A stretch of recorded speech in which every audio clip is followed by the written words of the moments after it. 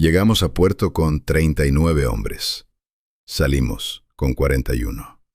Y lo que pasó con los otros dos, ninguna autoridad portuaria lo escribió en ningún documento oficial, porque ninguna autoridad portuaria habría sabido cómo hacerlo. Tengo 79 años.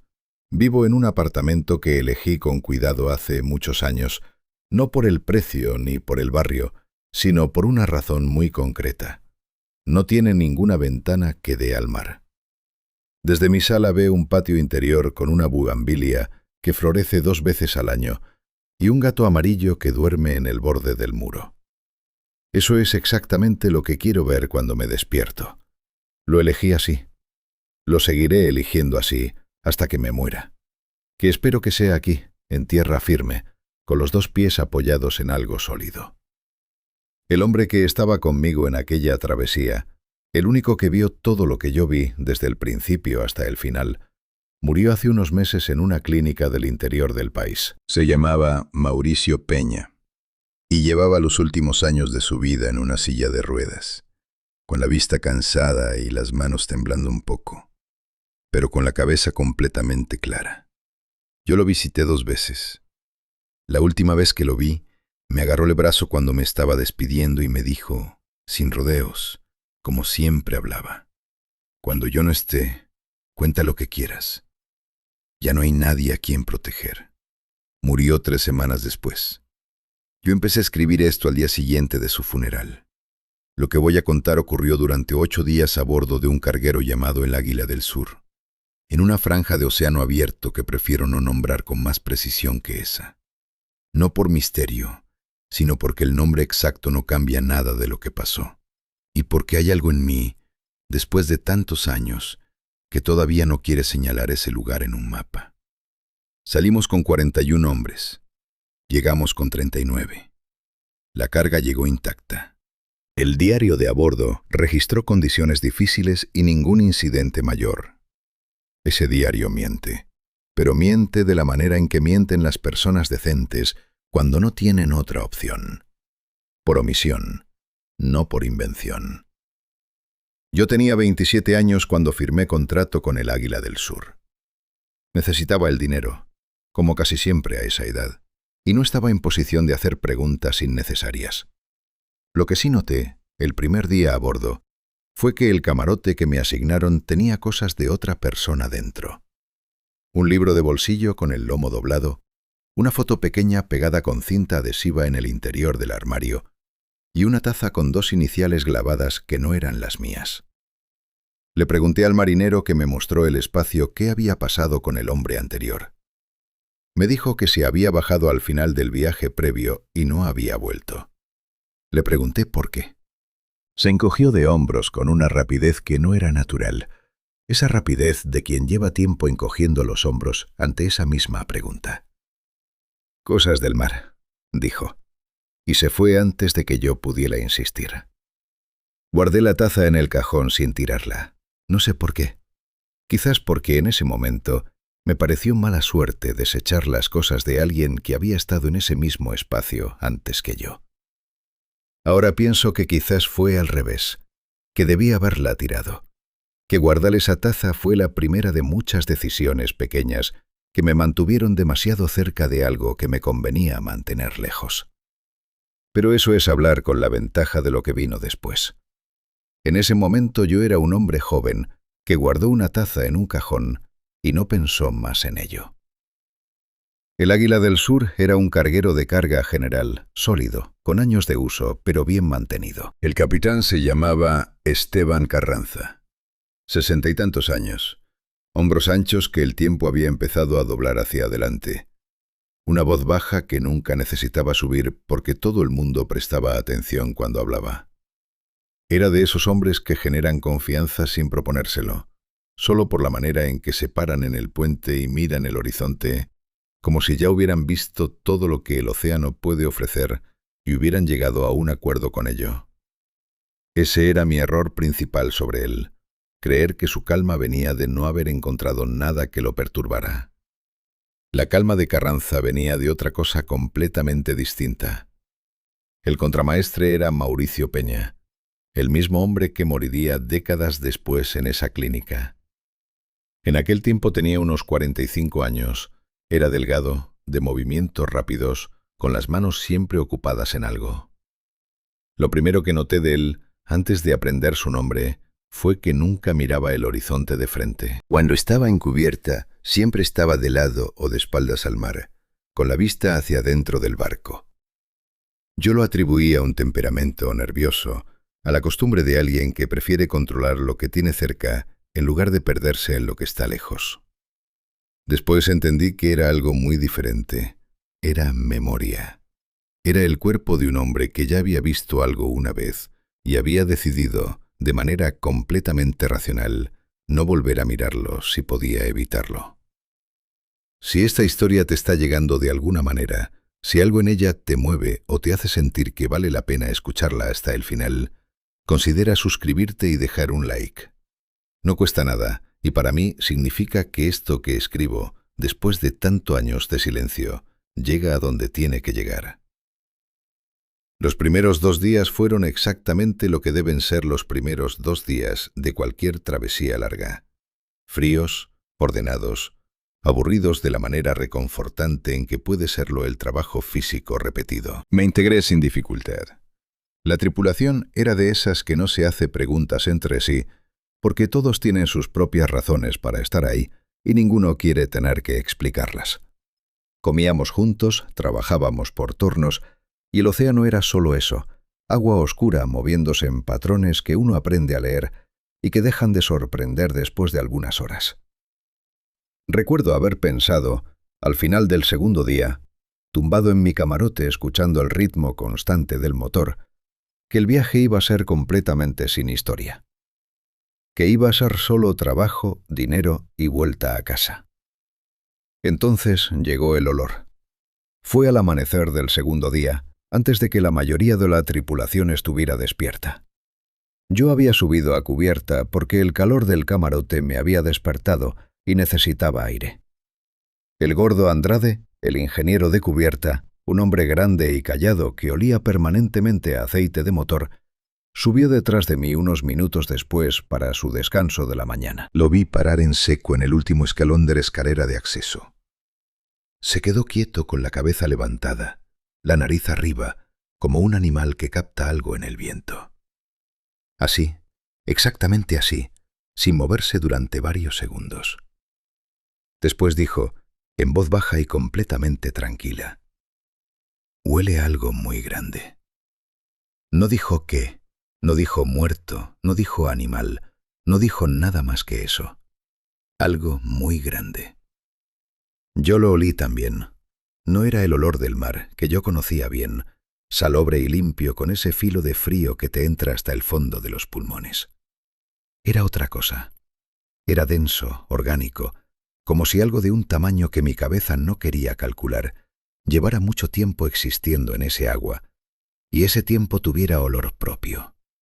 Un olor a antigüedad, a materia que no termina de disolverse nunca del todo.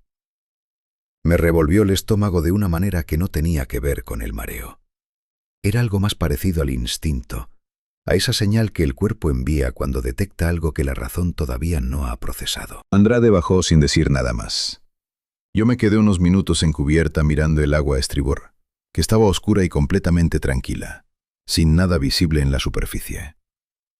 El olor fue desapareciendo a medida que avanzábamos, o quizás fui yo el que se fue acostumbrando, que es lo que hace el cuerpo cuando no tiene otra opción. Para el mediodía ya no lo sentía. Para la tarde lo había olvidado casi por completo. Casi. Porque hay cosas que el cuerpo guarda aunque la mente decida no hacerlo. Y ese olor se quedó en algún lugar debajo de mi conciencia, esperando. Al día siguiente, cuando el vigía llamó desde arriba con esa voz que intentaba sonar tranquila y no lo lograba del todo, lo primero que pensé, antes de subir a mirar, antes de ver nada, fue en ese olor. Y entendí que no habíamos pasado cerca de algo. Algo nos había encontrado a nosotros. Solano tenía 19 años y era su primer viaje en aguas abiertas, y cuando gritó desde el puesto de vigía esa madrugada, lo primero que me heló no fue lo que dijo, sino cómo lo dijo, con esa voz de quien está intentando con todas sus fuerzas sonar como un adulto y no lo está logrando. Eran poco más de las 4 de la mañana. Yo llevaba casi una hora despierto sin razón aparente, tumbado en el camarote mirando el techo metálico que crujía levemente con el movimiento del barco. Hay noches en el mar en que el cuerpo se niega a dormirse sin que puedas explicar por qué.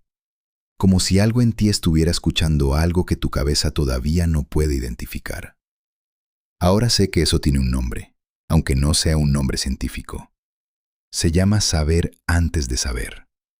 El cuerpo capta lo que la mente todavía está procesando y te mantiene despierto como una advertencia que no viene con instrucciones.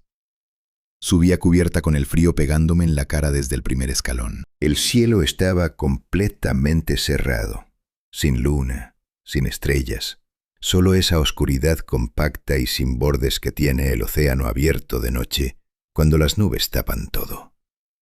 Solano estaba arriba, en su puesto, y desde abajo alcancé a escuchar que su respiración era más rápida de lo normal antes de que dijera una sola palabra. Cuando habló, dijo: «Hay algo moviéndose a estribor. Va al mismo ritmo que nosotros». Me fui a la borda derecha y miré. El agua estaba negra y apenas visible bajo la escasa luz de los costados del barco. Pero estaba ahí. No lo vi de inmediato. Tuve que entrenar la vista durante varios segundos, dejar que los ojos se ajustaran a esa oscuridad particular. Y entonces sí. Una perturbación en la superficie. No las olas normales, que tienen un ritmo, una cadencia que el cuerpo aprende a ignorar después de un par de días en el mar. Esto era diferente. Era un desplazamiento, una alteración en el agua que viajaba exactamente paralela al casco, a exactamente la misma velocidad que nosotros, sin acercarse y sin alejarse. Mauricio Peña apareció a mi lado sin que yo lo escuchara llegar. Ese era uno de sus rasgos más desconcertantes. La capacidad de moverse en cubierta sin hacer ruido, como si los años en el mar le hubieran enseñado a no anunciarse. Se quedó mirando el agua durante un tiempo que me pareció largo. No dijo ballena, no dijo tiburón, no dijo nada de lo que yo esperaba que dijera alguien con su experiencia. Se quedó en silencio, con las manos apoyadas en la borda y los ojos fijos en esa sombra que se movía bajo la superficie. Después se enderezó. Se acomodó el cuello del abrigo y se fue hacia adentro del barco sin pronunciar una sola palabra. Eso fue lo que más me perturbó de toda esa madrugada. No la cosa en el agua, la reacción de Peña. ¿Por qué un hombre con más de 20 años de experiencia en mar abierto, cuando ve algo que no reconoce, no se queda callado y se va? Pregunta, analiza, descarta opciones en voz alta. El silencio de Peña esa noche no era el silencio de alguien que no sabe qué está viendo. Era el silencio de alguien que sí sabe y que prefiere no decirlo. Me quedé en cubierta con Solano durante casi media hora. La perturbación siguió ahí durante todo ese tiempo, constante, paciente, al mismo ritmo exacto que el barco, ni más rápida ni más lenta. Solano me preguntó en voz baja, sin apartar los ojos del agua, si debía anotarlo en el registro de guardia. Le dije que sí, que anotara hora, posición estimada y descripción de lo observado. Él asintió y escribió con una letra que, cuando vi el cuaderno después, era más apretada y más pequeña que su escritura normal. El cuerpo hace esas cosas cuando está asustado. Aprieta, reduce, como si intentara ocupar menos espacio. Para cuando mi turno terminó y bajé a descansar, la cosa seguía en el agua. No había cambiado de velocidad, no había cambiado de posición relativa, no había hecho ningún movimiento que sugiriera que era consciente de nosotros. Pero tampoco se había ido. Eso era lo que no me dejaba encontrar una explicación cómoda.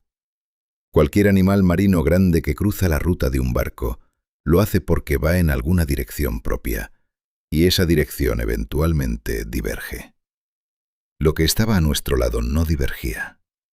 Iba exactamente a donde íbamos nosotros, y llevaba haciéndolo el tiempo suficiente para que fuera imposible atribuirlo a coincidencia.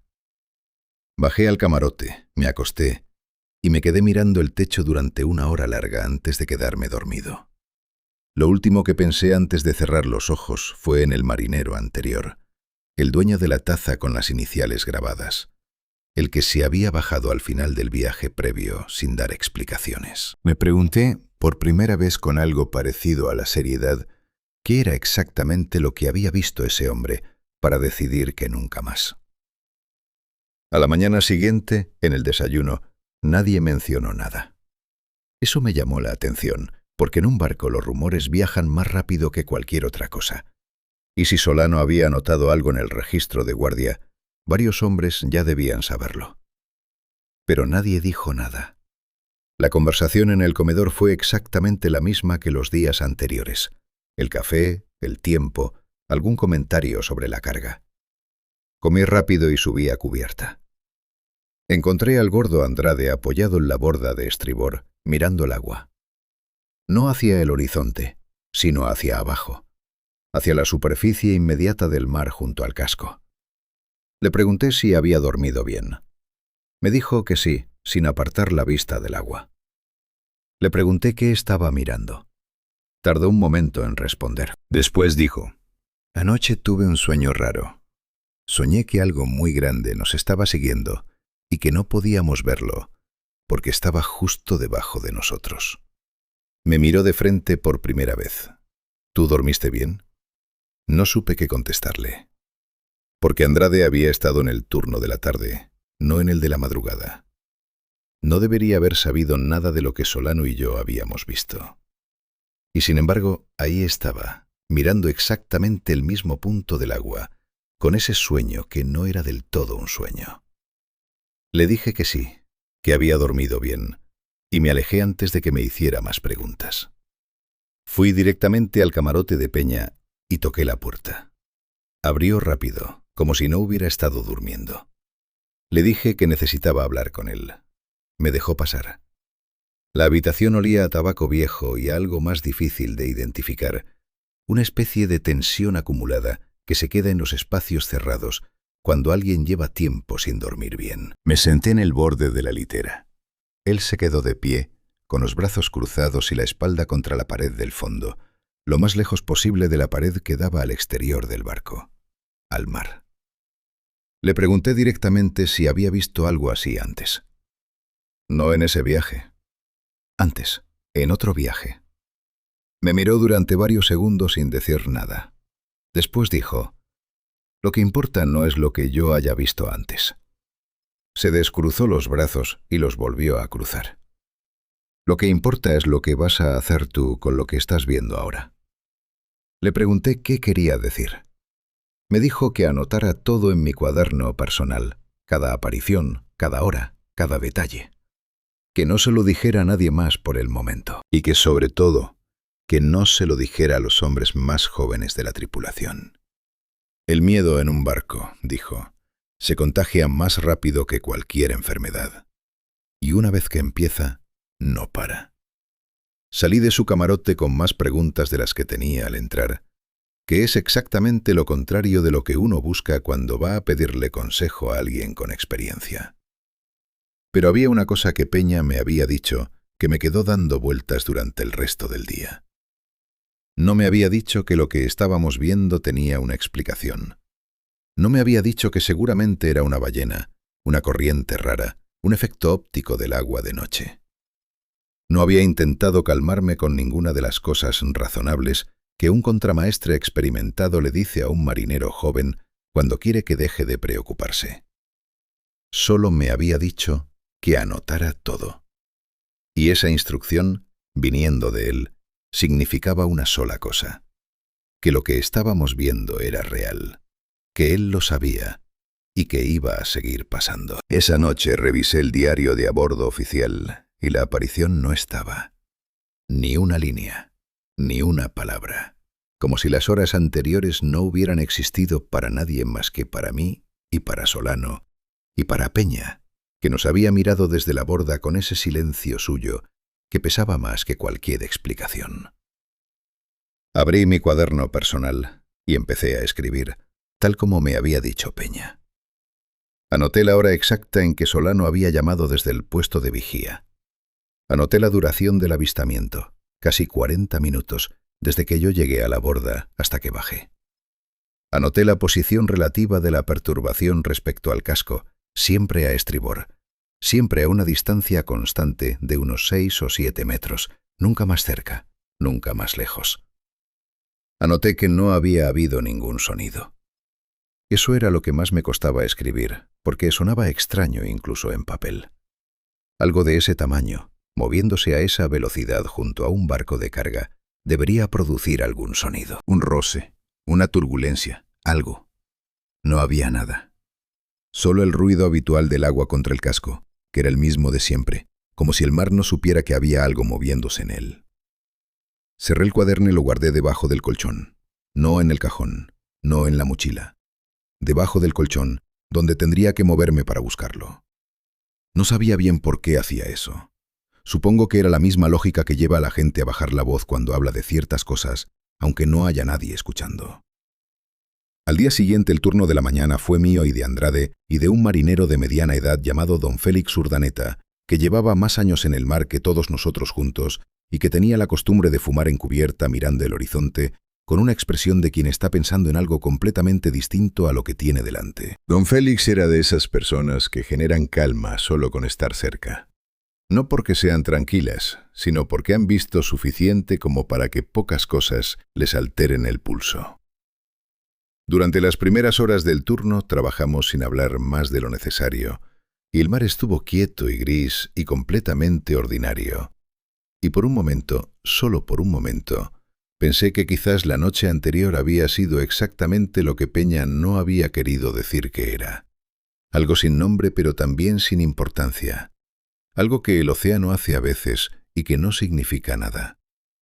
Entonces don Félix dejó de mirar el horizonte. Bajó los ojos hacia el agua junto al casco, despacio, como quien sigue con la vista algo que se está moviendo. Se quedó así durante varios segundos. Después, sin girar la cabeza hacia nosotros, dijo en voz completamente normal: «Ahí está otra vez». No pregunté cómo sabía que era otra vez. No pregunté cuándo lo había visto la primera. Fui a la borda y miré. Era pleno día. El cielo estaba cubierto, pero había luz suficiente para ver el agua con claridad. Y ahí estaba. La misma perturbación de siempre. El mismo desplazamiento largo y constante bajo la superficie, moviéndose exactamente a nuestro ritmo.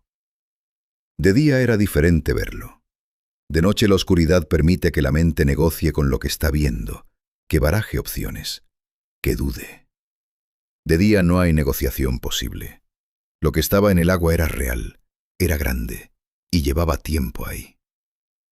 Andrade se acercó a la borda sin que nadie se lo pidiera. Los tres nos quedamos mirando durante un rato que no sé calcular bien.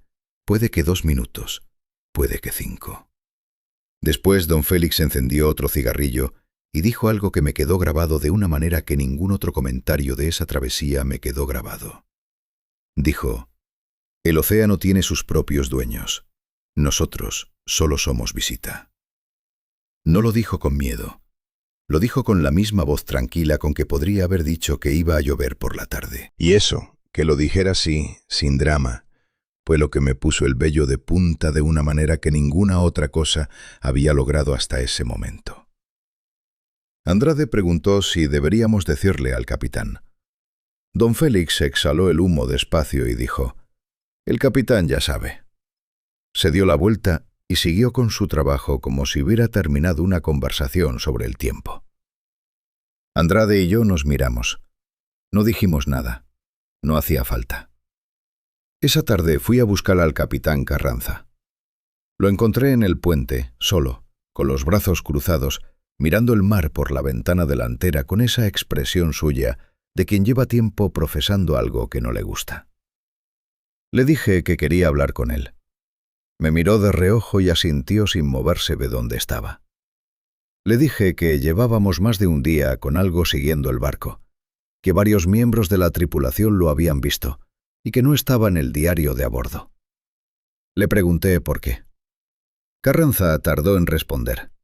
Se pasó una mano por la mandíbula. Ese gesto que tienen los hombres cuando están eligiendo cuidadosamente qué decir y qué no decir. Después habló, con la vista todavía en el mar. Me dijo que lo que estaba en el agua era real, que él lo había visto también, que no era la primera vez que algo así aparecía en esa franja de océano, aunque era la primera vez que le pasaba a él directamente. Me dijo que no lo había anotado en el diario, porque un diario oficial de navegación no es un lugar para escribir cosas que no tienen nombre en ningún manual. Y me dijo que lo más importante en ese momento era que la tripulación siguiera trabajando con normalidad, porque un barco en el que el miedo se instala de manera colectiva es mucho más peligroso que cualquier cosa que pueda haber en el agua. Le pregunté si íbamos a cambiar la ruta. Me miró de frente por primera vez en toda la conversación. Dijo, ¿para ir a dónde? No era una pregunta, era una constatación. Estábamos en océano abierto, a días de cualquier costa, y lo que nos seguía estaba debajo de nosotros. No había una dirección en el mapa que resolviera eso. Salí del puente con la sensación de que el suelo bajo mis pies era menos sólido que antes de entrar, y eso en un barco, donde el suelo ya se mueve, significa algo. Fui directo al camarote, saqué el cuaderno de debajo del colchón y anoté todo lo que Carranza me había dicho, palabra por palabra, con la hora y la fecha al margen. Después me quedé sentado en el borde de la litera sin moverme durante un rato, pensando en esa última frase suya. ¿Para ir a dónde? Porque tenía razón, y eso era exactamente lo peor. No había a dónde ir, solo había hacia adelante, y hacia adelante significaba seguir navegando sobre algo que nos había encontrado y había decidido quedarse. Esa noche no pude comer. Me senté en el comedor con el plato delante y no pude llevarte ni una cucharada a la boca. Andrade comió despacio, con la vista baja. Solano no vino al comedor. Don Félix comió con normalidad, que en ese momento me pareció o lo más valiente o lo más desconcertante que podía hacer una persona. Cuando terminó, apoyó los cubiertos, me miró y dijo en voz baja: «Come algo. Lo que viene todavía no llegó». Y tenía razón, porque esa noche, cuando el barco se quedó en esa quietud relativa que tienen las madrugadas en el mar, ocurrió algo que ninguno de nosotros había anticipado. La criatura cambió de lado. Cambiar de lado no suena a gran cosa hasta que entiendes lo que significa en términos de distancia. Para pasar de estribor a babor, sin que nadie lo viera cruzar por la popa, la criatura tuvo que rodear el barco completo por debajo, en la oscuridad, en silencio, a una profundidad en la que el sonar de a bordo no registró absolutamente nada. No un pitido, no una interferencia, no la más mínima señal de que algo del tamaño de lo que habíamos estado viendo se había desplazado metros bajo nuestra quilla mientras dormíamos. Lo descubrí yo. Llevaba el turno de las 3 de la mañana junto a Solano y un marinero más joven llamado Rodrigo Castellanos, que era su segundo viaje en aguas abiertas y que todavía tenía esa confianza nerviosa de quien cree que la experiencia anterior le ha enseñado suficiente.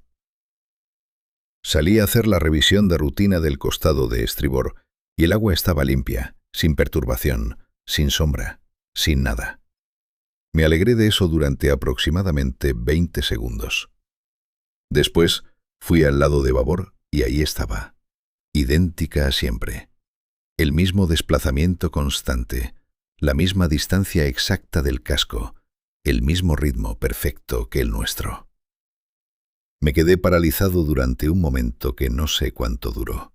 No de miedo exactamente, aunque el miedo estaba ahí también, sino de algo más parecido al vértigo que sientes cuando el suelo que creías conocer se mueve de una manera que no esperabas. Fui a buscar a Peña. Toqué su puerta 3 veces y abrió casi de inmediato, lo que confirmó que tampoco estaba durmiendo. Le dije lo que había encontrado. Lo que cambió en su cara no fue el miedo. Peña era demasiado experimentado para que el miedo se le notara así. Lo que cambió fue algo más sutil, una especie de resolución, como si una duda que hubiera estado cargando durante días acabara de resolverse en la dirección que menos quería. Me dijo que entrara. Cerró la puerta. Se sentó en el borde de su litera y estuvo un momento con los codos en las rodillas y las manos juntas, mirando el suelo. Le pregunté qué significaba que hubiera cambiado de lado. Tardó en responder. Cuando lo hizo, no me miró, siguió con la vista en el suelo. Me dijo que lo que había estado haciendo hasta ahora era observarnos desde un ángulo, y que lo que había hecho esa noche era cambiar el ángulo. Como alguien que está estudiando algo y decide girarlo para verlo desde el otro lado. Le pregunté si eso era más peligroso. Me dijo que no lo sabía. Y esa respuesta, viniendo de Peña, fue más inquietante que cualquier cosa que hubiera podido decirme. Esa mañana el capitán Carranza hizo algo que no había hecho en ninguno de los días anteriores. Convocó a toda la tripulación en cubierta, no al comedor, en cubierta, con el mar visible por todos lados. Llegamos los 40, o los que quedábamos, y nos quedamos de pie bajo ese cielo gris cerrado, que llevaba días sin cambiar, con el viento frío moviéndonos los abrigos, y Carranza se plantó en el centro del grupo y habló sin papeles, sin apuntes, mirando a cada uno mientras hablaba. No mencionó la criatura. Eso es lo primero que hay que entender. Habló de la ruta, de las condiciones del mar, de las tareas del día. Habló del estado de la carga, que seguía bien asegurada. Habló de cosas completamente normales, con la voz completamente normal de siempre. Y sin embargo, en algún punto de ese discurso técnico, dijo algo que no era técnico para nada. Dijo, cada hombre en este barco tiene una función, y mientras cada uno cumpla su función, este barco llega a donde tiene que llegar. Eso es lo único que necesito de ustedes. Hizo una pausa y miró despacio al grupo, de izquierda a derecha. ¿Alguna pregunta sobre las tareas del día? Nadie preguntó nada sobre las tareas del día. Pero todos entendimos lo que Carranza acababa de decir debajo de lo que Carranza había dicho. Que había algo en el agua, que él lo sabía, que nosotros lo sabíamos, y que la única manera de que ese barco llegara a puerto era que cada uno siguiera haciendo su trabajo como si el mundo fuera todavía el lugar ordenado y predecible que había sido antes de esa travesía. Era el discurso de un hombre que sabe que el miedo es un lujo que no puede pagarse en mar abierto. Me fui a mis tareas del día con esa frase en la cabeza y las cumplí. Y revisé las amarras de la carga y hice las anotaciones de rutina y comí al mediodía con el plato limpio por primera vez en días. No porque el miedo hubiera desaparecido, sino porque Carranza tenía razón y yo lo sabía. Y el cuerpo, cuando recibe una instrucción que tiene sentido, a veces obedece aunque el miedo siga ahí por debajo, quieto, esperando. Esa tarde, durante el turno libre, Rodrigo Castellanos vino a buscarme. Era el marinero joven que había estado conmigo en el turno de la madrugada cuando descubrí el cambio de lado. Se veía mal, con la piel un poco gris y los ojos de quien lleva noches sin dormir bien. Se sentó a mi lado en la cubierta de popa y estuvo un rato sin decir nada, mirando el agua que dejaba atrás la hélice del barco. Después preguntó, en voz baja, sin mirarme: ¿Tú crees que nos va a hacer algo?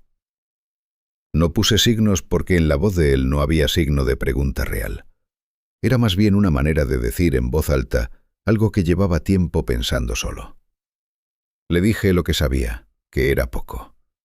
Que llevaba días siguiéndonos sin hacer ningún movimiento hacia el barco. Que había cambiado de lado esa noche, pero sin acercarse. Que por ahora solo observaba. Rodrigo asintió despacio. Después dijo algo que me sorprendió por lo preciso que era para venir de alguien tan joven. Lo que me da más miedo no es que nos haga algo, es que todavía no ha decidido si va a hacerlo o no.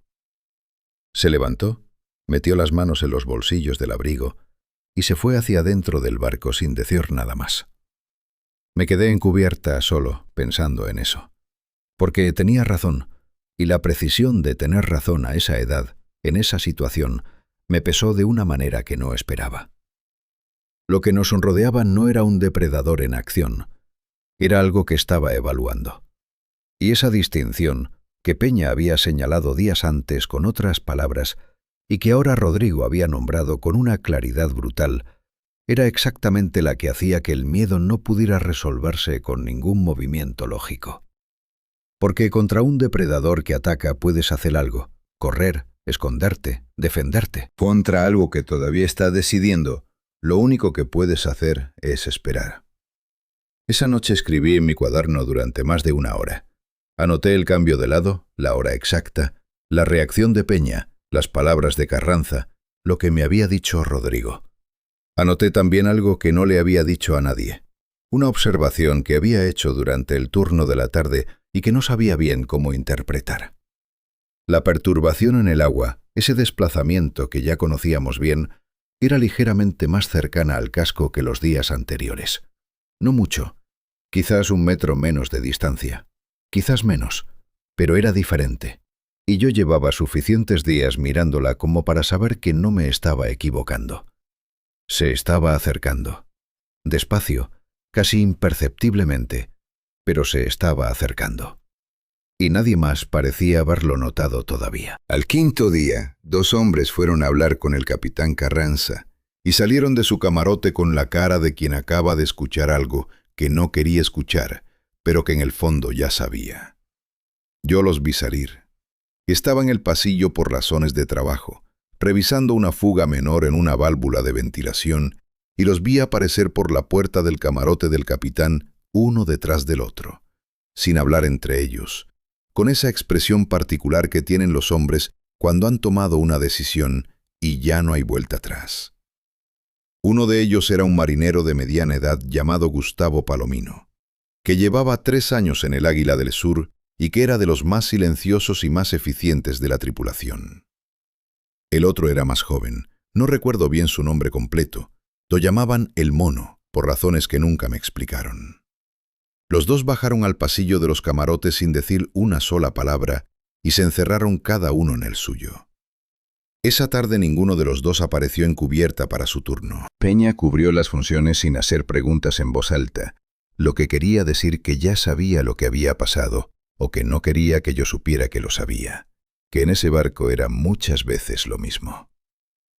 Lo que me enteré después, por partes y de distintas fuentes, fue lo siguiente.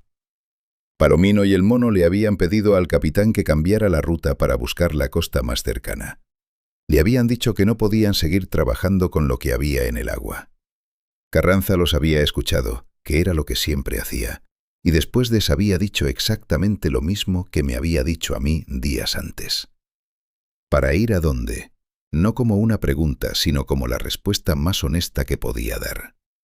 Les había dicho que la costa más cercana estaba a más días de navegación que el destino original, que cambiar la ruta no sacaba al barco del océano, sino que lo mantenía en él más tiempo, y que la única manera de acortar el tiempo en esas aguas era seguir adelante. Lo que Palomino y el Mono hicieron con esa información, lo supe esa misma noche, cuando Peña me buscó en el comedor y me dijo en voz baja que los dos habían pedido permiso para no hacer turno nocturno en cubierta. Que el capitán se lo había concedido, sin anotarlo en el registro, sin hacer ningún comentario oficial. Le pregunté a Peña si eso era posible, si un capitán podía simplemente dispensar a 2 marineros de sus turnos sin consecuencias formales. Me dijo que un capitán puede hacer muchas cosas que no están en el manual, cuando lo que está en el manual no alcanza para la situación que tiene delante. Esa noche el turno de cubierta lo cubrimos los que quedamos sin decir nada sobre los 2 que faltaban. Andrade, Don Félix, Solano, yo. El frío era más denso que los días anteriores. Un frío húmedo que se metía por dentro del abrigo y se quedaba ahí, pegado a la piel, sin importar cuánto te movieras. El mar estaba relativamente tranquilo, pero con esa calma tensa que tiene el océano a veces, como si estuviera conteniendo algo. La perturbación estaba a babor, donde había estado desde el cambio de lado, y yo la miraba cada vez que pasaba por ese costado del barco, con la misma pregunta que llevaba días sin poder responder. Si se había seguido acercando al casco, o si lo que había notado la noche anterior había sido solo mi imaginación entrenándose para ver amenazas donde no las había. No era mi imaginación. Era 1 metro menos de distancia, quizás 1,5 metros. Me lo confirmó don Félix sin que yo se lo preguntara. Estábamos los dos apoyados en la borda de babor, mirando el agua, y don Félix dijo sin preámbulo: «Está más cerca que ayer». Así, en voz llana, como constata uno el tiempo. Le pregunté desde cuándo lo había notado. Me dijo que desde el 2.º día, que había estado viendo el cambio gradual cada jornada, que era tan lento que casi no se notaba de un día para otro, pero que si lo comparabas con el primer avistamiento, la diferencia era clara. Le pregunté por qué no lo había dicho antes. Se quedó callado un momento. Después dijo, porque decirlo no cambia nada. Y porque los hombres jóvenes que tienen miedo y que encima saben que la cosa se acerca, rinden menos, duermen peor y cometen errores. Me miró de lado. Tú ya lo habías notado. Lo vi en tu cara. No dije nada. Tenía razón en todo. El sexto día amaneció con el cielo completamente cerrado y un viento que empujaba desde el noreste con más fuerza que los días anteriores, levantando olas de un tamaño que hacía el trabajo en cubierta más difícil y más lento. Las olas tapaban la perturbación durante lapsos más largos, lo que en teoría debería haber sido un alivio, y no lo era, porque no ver algo que sabes que está ahí es peor que verlo. El cuerpo lo sabe, aunque la mente intente convencerse de lo contrario. A media mañana ocurrió algo que no había ocurrido en ninguno de los días anteriores. El sonar registró algo. No fue un pitido limpio, no fue la señal clara que produce un objeto grande y definido. Fue una interferencia, una distorsión en la lectura que el operador, un hombre callado de apellido Briceño, describió como ruido de fondo anómalo. Le pregunté qué significaba eso exactamente. Me dijo que significaba que había algo en el agua que el sonar detectaba, pero no podía definir. Algo que absorbía parte de la señal en lugar de reflejarla completamente. Algo que el sonar no sabía cómo leer porque no tenía categoría para clasificarlo. Fui a buscar a Peña y le conté lo de Briceño. Esta vez su reacción fue diferente a las anteriores. No hubo pausa, no hubo manos juntas mirando el suelo. Me miró directamente y dijo, avísale al capitán ahora. No después, no cuando puedas, ahora. Esa urgencia en Peña, que era el hombre menos urgente que yo había conocido en mi vida en el mar, me heló por dentro de una manera que ninguna otra cosa había logrado hasta ese momento. Porque Peña sabía algo que yo no sabía, o había llegado a una conclusión que yo todavía no había alcanzado. Y esa conclusión era suficientemente seria como para romper el ritmo que había mantenido durante 6 días de no mostrar nada que pudiera alarmar a nadie. Fui al puente. Carranza escuchó el reporte de Briceño, que yo repetí palabra por palabra. Cuando terminé, el capitán estuvo un momento mirando el horizonte con los brazos cruzados, inmóvil, con esa cara suya que no daba información. Después se dio la vuelta hacia la consola de navegación y empezó a estudiar las cartas con una concentración que yo no le había visto en toda la travesía. Le pregunté si iba a cambiar algo en la ruta. No me respondió de inmediato. Pasó un minuto completo antes de que dijera, sin apartar los ojos de las cartas. Hay un punto a unas 12 horas de navegación donde el fondo marino sube considerablemente. Aguas menos profundas. Hizo una pausa.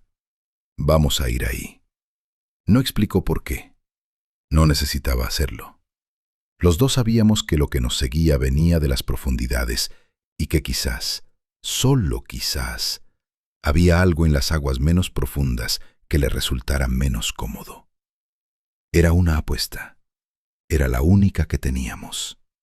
Las 12 horas que tardamos en llegar a las aguas menos profundas fueron las más largas de toda mi vida, y eso lo digo yo, que llevo 79 años viviéndola. Carranza había trazado la nueva ruta en silencio y la había ejecutado sin anunciarla a la tripulación general. Solo Peña y yo sabíamos el motivo del cambio de rumbo. Los demás lo notaron, porque en un barco los cambios de dirección se sienten en el cuerpo antes de que nadie los explique. El ángulo del viento cambia, el movimiento de las olas viene de otro lado, y los marineros con experiencia lo leen de manera automática. Nadie preguntó nada. Eso también lo digo. Nadie preguntó nada, lo cual en condiciones normales habría sido extraño, porque un cambio de ruta sin explicación genera conversación. Pero esos no eran días normales, y nadie en ese barco tenía energía disponible para preguntas que no fueran estrictamente necesarias. Lo que sí ocurrió durante esas 12 horas fue que la perturbación se mantuvo con nosotros sin importar el cambio de dirección. No hubo un momento de duda, no hubo un retraso, no hubo ninguna señal de que el giro del barco lo hubiera tomado por sorpresa o lo hubiera dejado atrás, aunque fuera por un instante. Giró con nosotros con la misma fluidez con que lo había estado haciendo desde el principio, como si conociera nuestra intención antes de que nosotros mismos la ejecutáramos. Cuando se lo conté a Peña, me miró y dijo, «Claro, solo eso, claro», como si eso era exactamente lo que había esperado. Las horas pasaron lentas y tensas. El viento del noreste seguía empujando con fuerza, y las olas hacían el trabajo en cubierta físicamente agotador, que en ese momento era casi un alivio, porque el cuerpo ocupado piensa menos. Andrade pasó la mayor parte del tiempo revisando el motor, que funcionaba perfectamente, pero que él revisaba igual, con esa necesidad que tienen algunos hombres de poner las manos en algo concreto, cuando todo lo demás está fuera de su control. Solano hacía su turno con la cara seria y los ojos más viejos que hacía una semana. Rodrigo Castellanos trabajaba con eficiencia y no hablaba, lo cual era el cambio más visible en él porque antes del viaje, según me habían contado, era de los más ruidosos a bordo. Llegamos a la zona de aguas menos profundas en la madrugada del 7º día. No hay manera de verlo a simple vista.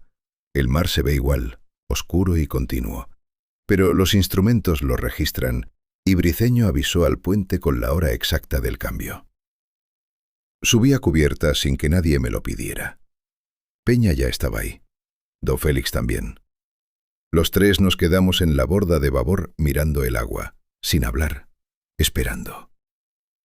Durante 20 minutos no pasó nada diferente. La perturbación seguía ahí, idéntica a siempre. Me empezaba a convencer de que la apuesta del capitán había sido exactamente eso, una apuesta que no iba a funcionar, cuando don Félix dijo en voz muy baja, «Mira». La perturbación había cambiado. No había desaparecido, pero su movimiento era diferente, menos constante. Había algo en la manera en que el desplazamiento se producía que sugería incomodidad, o quizás lo que yo interpretaba como incomodidad, porque era el único marco de referencia que tenía. Era como la diferencia entre alguien caminando con paso firme y alguien que camina en terreno que no conoce bien y va tanteando el suelo con cada paso. Peña exhaló despacio por la nariz. No dijo nada, pero vi que cerraba los ojos un segundo. Ese gesto involuntario de quien recibe una noticia que esperaba, pero que de todos modos alivia. Las aguas poco profundas le generaban algún tipo de limitación. No sabíamos cuánta. No sabíamos si era suficiente. Pero era algo, y algo era infinitamente mejor que nada. Esa madrugada fue la primera en todo el viaje en que dormí más de 2 horas seguidas. No porque el miedo hubiera desaparecido, sino porque el cuerpo llega a un punto en que el agotamiento le gana a todo lo demás y simplemente se apaga, como una luz que ya no tiene corriente. Me desperté con el ruido del cambio de turno, desorientado durante unos segundos, sin saber dónde estaba, y después el sonido del motor y el movimiento del barco me lo recordaron todo al mismo tiempo, y me senté en el borde de la litera con esa sensación familiar de los últimos días, el peso en el pecho de lo que seguía estando ahí afuera. Subí a cubierta. La luz de la mañana era gris y fría, y el viento había bajado un poco respecto a la noche. Fui directamente a babor.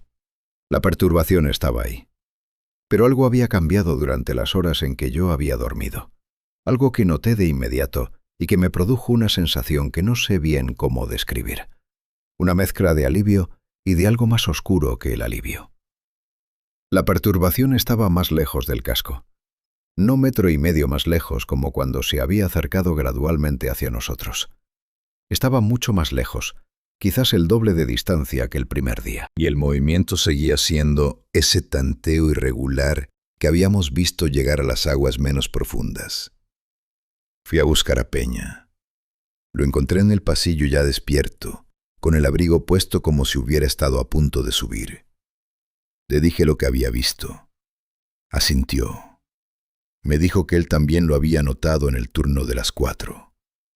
Le pregunté si eso significaba que íbamos a llegar a puerto sin más problemas. Tardó en responder. Se apoyó contra la pared del pasillo y me miró con esa expresión que tenía cuando estaba eligiendo sus palabras con cuidado. Dijo: «Significa que está incómoda, que este fondo no le gusta». Hizo una pausa. Pero incómoda no es lo mismo que ida. Tenía razón. Esa tarde, cuando el cielo se despejó por primera vez en días y el sol apareció bajo en el horizonte, frío y blanco pero presente, algo sucedió que ninguno de nosotros había anticipado. La perturbación se detuvo. No desapareció, no se alejó. Se detuvo. El barco siguió avanzando a su velocidad habitual y la perturbación quedó atrás, estática en el agua, como si algo hubiera tomado una decisión de quedarse en ese punto exacto. Durante varios minutos observamos desde cubierta cómo la distancia entre el barco y ese punto en el agua aumentaba. Nadie habló. El único sonido era el motor y el viento y el agua contra el casco. Cuando la perturbación ya no fue visible, Andrade, que estaba a mi lado, dijo en voz muy baja: «Se quedó». No se fue, se quedó. Era una distinción importante y todos lo sabíamos, que no había vuelto a las profundidades, que no había dado media vuelta hacia el océano abierto. Había elegido un punto en esa franja de agua y se había quedado ahí, quieta, mientras nosotros nos alejábamos. Y eso significaba una sola cosa: seguía ahí, seguía existiendo, seguía siendo real, seguía estando en ese océano por el que tendríamos que navegar de regreso algún día. Solo nos había dejado pasar, por ahora. Esa noche desapareció uno de los nuestros y nadie lo vio caer. Me enteré al amanecer, cuando Peña tocó mi puerta con 3 golpes secos y rápidos que no eran su manera habitual de llamar. Abrí y vi su cara y supe antes de que dijera una sola palabra que algo había cambiado de manera irreversible.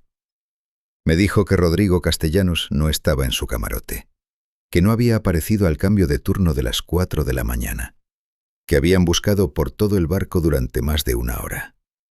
No estaba. El barco tenía un perímetro definido, no era un lugar donde perderse. Si no estaba adentro, estaba afuera, y afuera era el agua. Subí a cubierta con Peña. El cielo seguía despejado, el mismo cielo claro de la tarde anterior que había parecido casi esperanzador, y en ese contraste, ese cielo limpio sobre un mar que acababa de tragarse a un hombre de 22 años, había algo que me revolvió el estómago de una manera que el miedo de los días anteriores no había logrado. El mar estaba en calma, sin perturbación visible, sin nada, solo agua oscura y quieta y completamente indiferente. Carranza estaba en cubierta cuando llegamos, de pie en la popa, mirando el agua que dejaba atrás la hélice, con los brazos cruzados y la mandíbula apretada. Me miró cuando me acerqué y en su cara había algo que no le había visto en toda la travesía. No miedo. Carranza no era un hombre que mostrara miedo, sino algo más parecido al peso específico de un capitán que ha perdido a alguien bajo su mando y que sabe que ese peso no se va a ir nunca del todo. Hicimos lo que se hace en esos casos. Buscamos en el agua durante media hora con todo lo que teníamos disponible, que era poco: linternas, binoculares, la vista de todos los hombres disponibles barriendo el mar alrededor del barco. No encontramos nada. No había señal de Rodrigo en ninguna dirección. El océano no había dejado ningún rastro de él, ningún objeto personal, ninguna perturbación en el agua que pudiera indicar dónde había caído o cuándo. Era como si el mar lo hubiera absorbido sin dejar huella, que es exactamente lo que hace el mar cuando quiere, con la eficiencia brutal de algo que lleva existiendo mucho más tiempo que cualquiera de nosotros. Carranza registró la desaparición en el diario de a bordo como caída accidental no presenciada. Yo estuve presente mientras lo escribía. Vi su mano moverse sobre el papel con una firmeza deliberada. La letra del hombre que ha decidido cómo va a sostener esto, y va a sostenerlo así hasta el final. Cuando terminó de escribir, cerró el diario, lo dejó sobre la mesa y se quedó mirándolo un momento. Después levantó la vista hacia mí y dijo: Lo que cada uno piense sobre lo que pasó esta noche es asunto suyo. Lo que dice este diario es lo que ocurrió oficialmente. ¿Entendido? No era una pregunta. Asentí.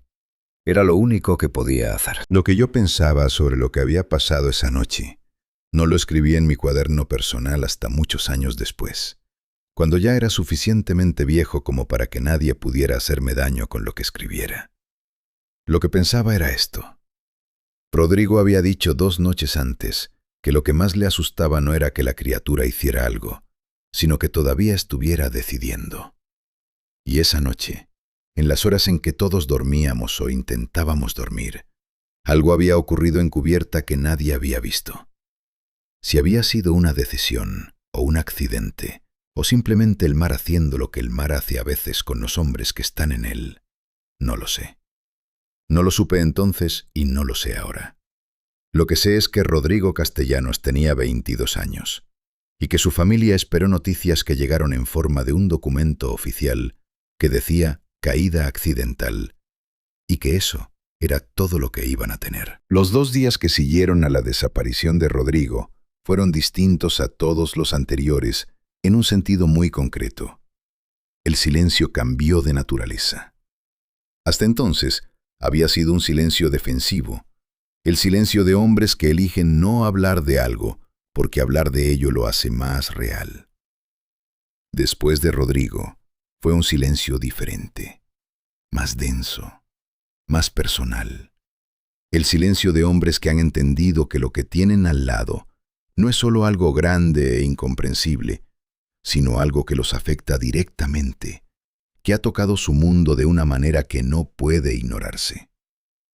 Nadie nombró a Rodrigo en voz alta durante esos días, pero su ausencia estaba en todos lados, en el turno que nadie cubría con su nombre, en la silla vacía del comedor, en la manera en que todos evitaban mirar hacia donde él solía trabajar. Peña y yo hablamos esa tarde, sentados en la cubierta de proa con el viento en la cara y el sol bajo iluminando el mar, desde un ángulo que hacía el agua casi dorada, que era una crueldad de la luz, hacer eso tan hermoso en ese momento. Le pregunté directamente si creía que la desaparición de Rodrigo había sido la criatura. Tardó un tiempo largo en responder. Después dijo, no lo sé. Y eso es lo que me va a acompañar el resto de mi vida, no saberlo. Le pregunté qué diferencia había entre saberlo y no saberlo si el resultado era el mismo. Me miró con esa expresión suya de cuando una pregunta le parece equivocada, pero no quiere decirlo así. Dijo, la diferencia es que si fue la criatura, entonces todo lo que hicimos y no hicimos en estos días, tal vez habría podido cambiar algo. Y si fue el mar, si fue un accidente en la oscuridad, entonces no había nada que hacer.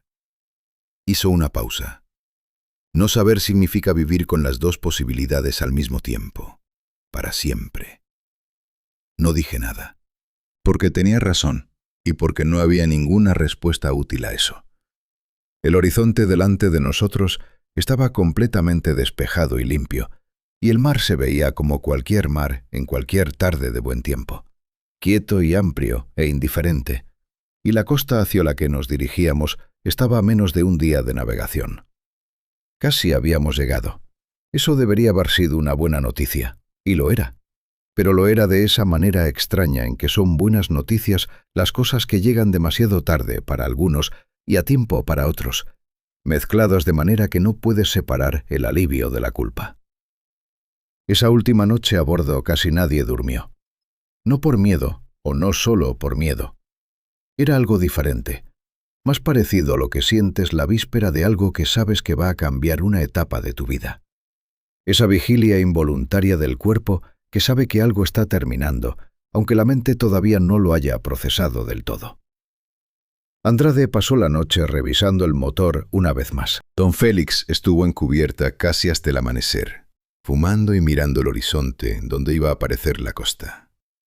Solano, que había envejecido más en estos 8 días que en los años anteriores de su vida, se quedó dormido sentado en cubierta con la espalda apoyada en la pared del camarote de proa, con la cara relajada por primera vez en días. Y nadie lo despertó, porque todos entendimos que ese sueño Era lo más cercano a la paz que cualquiera de nosotros iba a encontrar en mucho tiempo. Yo me quedé despierto escribiendo en mi cuaderno. Llené las últimas páginas en blanco con todo lo que no había anotado antes, los detalles que había pospuesto porque me parecían demasiado pequeños o demasiado difíciles de poner en palabras. El olor del segundo día, la manera en que la perturbación se movía en las aguas poco profundas, ese tanteo que no era su movimiento habitual. La cara de Carranza cuando cerró el diario, después de anotar la desaparición de Rodrigo. Cuando llegué a la última página y la llené hasta el borde, cerré el cuaderno y lo guardé en el bolsillo interior del abrigo, cerca del pecho, donde lo pudiera sentir. Y en ese momento, con el barco moviéndose constante hacia la costa que iba a aparecer al amanecer, sentí algo que no había sentido en 8 días. Sentí que iba a sobrevivir. No que todo estaba bien, que todo estaba muy lejos de estar bien, sino simplemente que iba a seguir existiendo al día siguiente, y eso, en ese momento, era suficiente para ser agradecido. La costa apareció al amanecer exactamente como aparecen las cosas que uno ha estado esperando demasiado tiempo, de golpe, sin aviso, como si el mar hubiera decidido de repente dejar de esconderla. Yo estaba en cubierta cuando se vio la primera línea oscura en el horizonte. No grité, no dije nada, simplemente me quedé mirando ese perfil de tierra firme que se iba definiendo despacio contra el cielo gris de la mañana, y sentí algo que no sé nombrar con precisión, porque no era alegría exactamente, ni alivio exactamente, sino una mezcla de las dos cosas filtrada por 8 días de algo que no tiene nombre en ningún idioma que yo conozca. Don Félix estaba a mi lado. Me miró de reojo y asintió una sola vez, ese gesto suyo que valía por un discurso entero. Después siguió mirando la costa y no dijo nada más hasta que atracamos. El puerto se fue haciendo visible en detalle a medida que nos acercábamos. Las grúas de carga, las luces del muelle todavía encendidas, aunque ya amanecía, los otros barcos amarrados con esa quietud de los barcos que llevan días en tierra y no saben lo que es el mar abierto de noche. Todo se veía extraordinariamente normal, extraordinariamente mundano. Y eso era exactamente lo que necesitaba ver. Cosas normales. Concreto y metal y luz eléctrica y tierra que no se mueve. Atracamos con la maniobra de siempre, los cabos, las órdenes, el ruido del motor bajando de intensidad hasta detenerse. Cuando el barco quedó quieto de manera definitiva y el muelle estuvo debajo de nuestros pies, algo en la tripulación cambió físicamente, como si todos hubieran estado conteniendo el aliento durante 8 días y en ese momento lo soltaran al mismo tiempo sin coordinarlo. No hubo celebración, no hubo abrazos, no hubo nada de eso. Solo ese silencio largo y exhalado, y cada uno mirando el muelle o el barco o sus propias manos como si estuvieran reaprendiendo que existían. El inspector portuario llegó a primera hora de la mañana con su tablero de notas y sus preguntas de rutina. Era un hombre de mediana edad, eficiente, con la cara de quien ha procesado cientos de llegadas y que no espera nada fuera de lo ordinario, porque en su experiencia casi nada lo es. Carranza lo recibió en el puente con la misma calma de siempre. Yo estaba presente porque Carranza me lo había pedido esa mañana, antes de atracar, sin explicarme por qué. Creo que lo entendí después. Quería un testigo de cómo se contaba la historia oficial. Alguien que supiera lo que se omitía y que entendiera por qué se omitía. Carranza le habló al inspector de las condiciones del mar, del cambio de ruta por precaución climática, de la llegada sin incidentes mayores. Cuando llegó a Rodrigo Castellanos, lo mencionó con la misma voz llana con que había mencionado todo lo demás. Caída accidental no presenciada, zona de aguas abiertas, búsqueda inmediata sin resultado. El inspector anotó, asintió, hizo 3 preguntas de procedimiento que Carranza respondió sin dudar. Yo respondí 2 preguntas sobre el turno en que Rodrigo había desaparecido. Dije lo que sabía, que era verdad. Dije que no lo había visto caer, que nadie lo había visto, que cuando se hizo el recuento al cambio de turno ya no estaba. Todo lo que dije era cierto. Lo que no dije también era cierto, Simplemente no cabía en las preguntas que me hicieron. El inspector cerró su tablero. Le dijo a Carranza que el expediente de la desaparición seguiría su curso normal y se fue. Eso fue todo. 8 días en ese océano, un hombre menos, y el procedimiento había tomado menos de 40 minutos. Bajé al muelle cuando terminó la inspección y me quedé parado en el concreto durante un momento, sintiendo la solidez de esa superficie bajo mis pies, esa quietud absoluta que tiene la tierra y que uno deja de notar cuando lleva años en ella, pero que después de 8 días en el mar se siente como la cosa más extraordinaria del mundo. El muelle olía a diésel y a pescado y a sal, los mismos olores de siempre, y ese conjunto familiar me digó de una manera que me apretó la garganta de manera inesperada. No lloré. Pero estuvo cerca. Vi a Palomino, uno de los 2 hombres que habían pedido no hacer turno nocturno, bajar del barco con su bolso y alejarse por el muelle sin mirar atrás. Caminaba rápido, con la cabeza ligeramente baja, con esa manera de caminar de quien ha tomado una decisión y no quiere que nada lo detenga antes de ejecutarla. No lo llamé. No había nada que decirle que él no supiera ya. Andrade apareció a mi lado en el muelle unos minutos después, con su bolso al hombro y las manos en los bolsillos. Nos quedamos un momento en silencio mirando el barco desde afuera, el Águila del Sur amarrado y quieto, y completamente ordinario visto desde tierra, un carguero más en un puerto más, sin ningún signo visible de lo que había cargado durante 8 días, además de la carga oficial. Le pregunté a Andrade qué iba a hacer.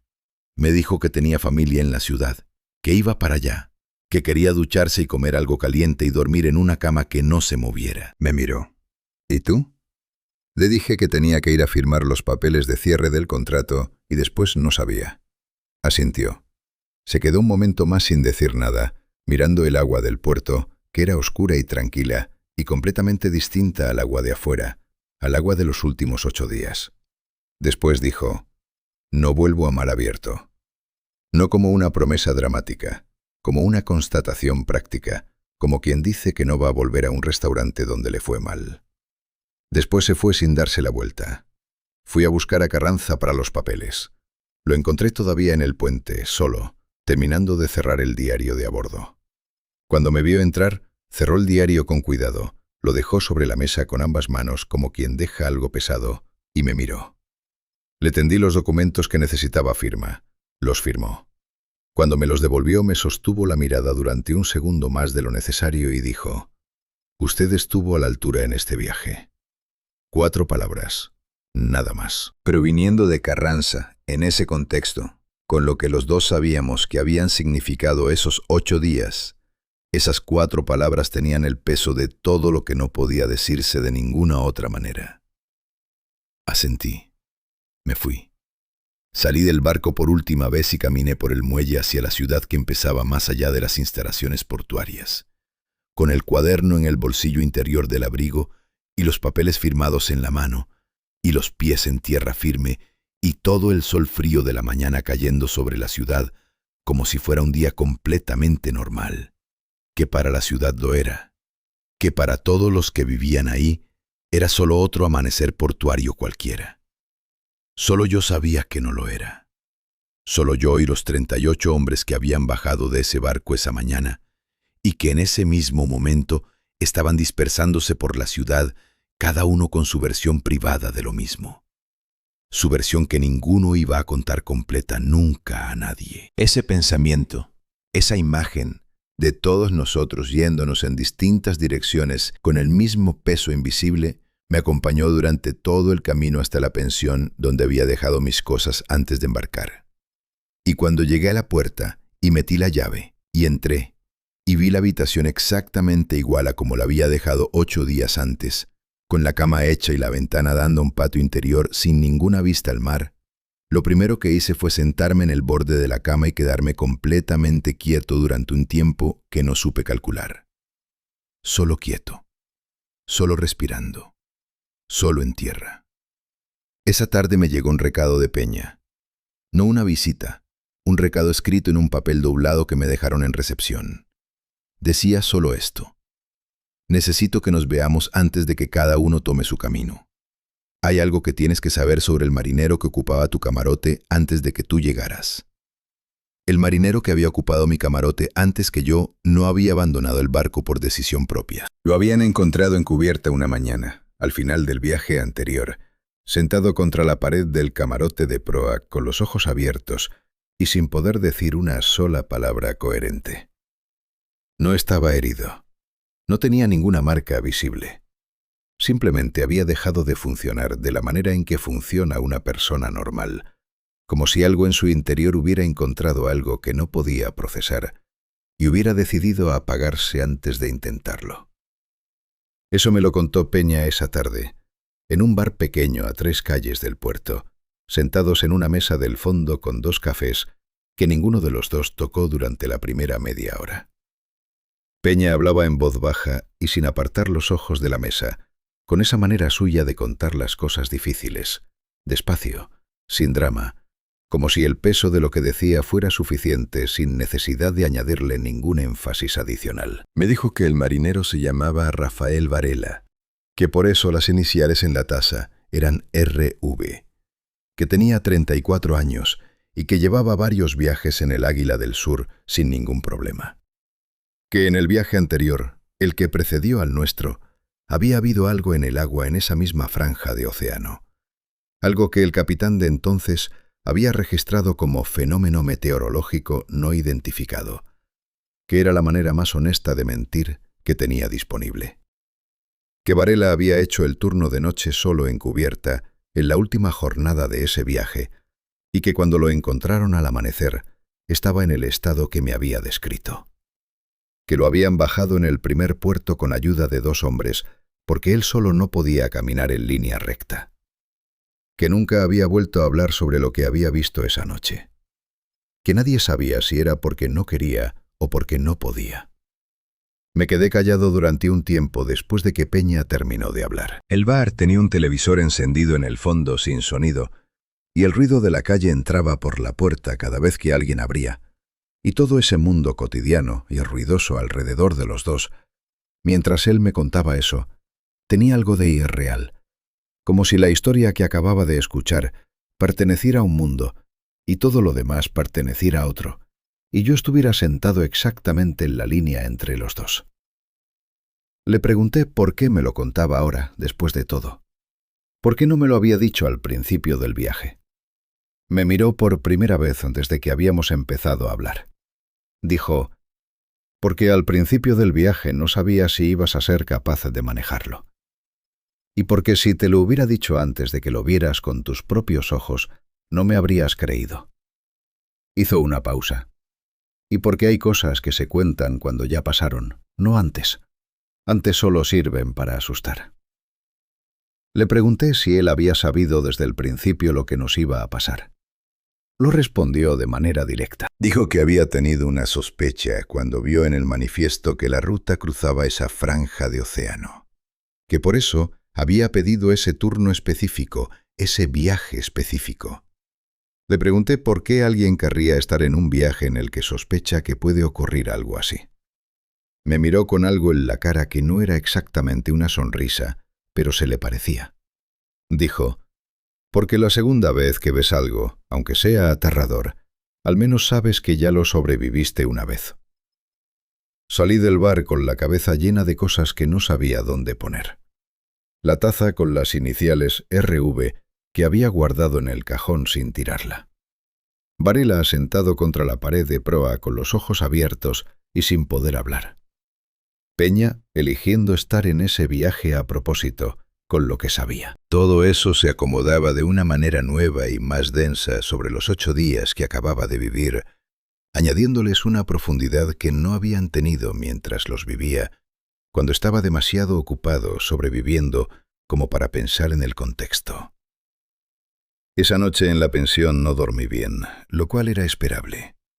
Me desperté varias veces con esa desorientación de los primeros días en tierra, después de tiempo en el mar, buscando el movimiento del barco que ya no estaba, extrañando el ruido del motor que había sido el fondo constante de mis últimas noches. El silencio de la habitación se sentía demasiado quieto y demasiado sólido, que es una contradicción, pero el cuerpo a veces necesita tiempo para olvidar el ritmo que aprendió. Al día siguiente me quedé en la ciudad porque tenía que esperar la resolución del expediente de Rodrigo, que requería mi firma en un documento adicional. Ese proceso tomó 2 días. Durante esos 2 días caminé mucho, por calles que no conocía, metiéndome en barrios alejados del puerto solo por no estar cerca del agua. La ciudad era grande y bulliciosa y llena de vida ordinaria. Gente comprando, niños en los parques, vendedores ambulantes, el ruido continuo de los carros y las conversaciones y la música que salía de las tiendas. Todo eso, que en circunstancias normales me habría parecido simplemente el fondo habitual de la vida urbana, me llegaba en esos días con una intensidad particular. Era el mundo funcionando. Era la tierra firme siendo tierra firme. Era exactamente lo que necesitaba ver para recordar que existía un mundo que no tenía nada que ver con el océano abierto a las 4 de la mañana. Firmé el documento adicional el segundo día y después no había nada más que me retuviera en esa ciudad. Empecé a pensar en lo que venía a continuación en términos de trabajo. Tenía contratos anteriores en el sector marítimo, conexiones con compañías de carga, opciones que hasta 8 días antes me habían parecido intercambiables, todas más o menos equivalentes dependiendo del dinero y la duración del contrato. Ahora no eran intercambiables. Ahora había una distinción que antes no existía en mi manera de evaluar las opciones. Una distinción muy simple y muy clara. Rutas costeras o rutas de mar abierto. Y esa distinción no era negociable. Fui a las oficinas de una compañía de navegación de cabotaje que operaba rutas costeras, la clase de rutas en que nunca pierdes de vista la tierra, en que el fondo marino es conocido y mapeado y somero, en que el horizonte siempre tiene algo sólido en algún lado. Me reuní con el encargado de contratación, un hombre de unos 50 años, que me recibió con la eficiencia burocrática de quien entrevista a muchos marineros por semana. Me preguntó por qué quería cambiar a rutas de cabotaje después de años en líneas de carga oceánica. Le dije que razones personales, que quería algo más estable. Era una respuesta que no le decía nada, y las dos lo sabíamos, pero era suficiente para sus propósitos y para los míos. Me ofreció un contrato. Lo firmé ese mismo día. Salí de esas oficinas con el contrato nuevo en el bolsillo, al lado del cuaderno que seguía llevando encima, y me quedé un momento parado en la acera mirando la calle. Había tomado una decisión práctica, limpia, que iba a cambiar el rumbo de mi vida laboral de manera significativa, y la había tomado en menos de una semana desde que había bajado del Águila del Sur. Sin angustia, sin deliberación larga, con la claridad simple de alguien que sabe exactamente lo que no quiere y que elige en función de eso. Era la primera decisión verdaderamente clara que tomaba desde antes de embarcar, y esa claridad, aunque viniera de algo oscuro, se sentía bien. Se sentía como empezar a tener tierra firme no solo bajo los pies, sino también dentro. Lo que no sabía en ese momento era que esa misma tarde iba a recibir otra carta de Peña, esta vez más larga, escrita a mano en 3 páginas, con algo que él no me había dicho en el bar, y que cambiaría la manera en que yo entendería todo lo que había pasado durante los 8 días en ese océano. La carta de Peña tenía 3 páginas escritas por ambos lados, con una letra apretada y regular, que no se parecía en nada a cómo hablaba él, más cuidadosa, más medida, como si hubiera tardado mucho tiempo en decidir cada palabra antes de escribirla. La leí sentado en el borde de la cama de la pensión, con la última luz de la tarde entrando por la ventana del patio. Esa luz lateral y amarilla que tienen las tardes cuando el sol ya está bajo, y el mundo todavía no ha decidido si va a ser de noche. La leí 2 veces seguidas sin levantarme. Después la doblé, la guardé dentro del cuaderno, y me quedé quieto durante un tiempo que no calculé, mirando la bugambilia del patio que se movía levemente con el viento. Lo que Peña me contaba en esa carta era esto, que el viaje anterior al nuestro, el que había dejado a Varela sin poder hablar, no era el primero en esa franja de océano con registros de algo así.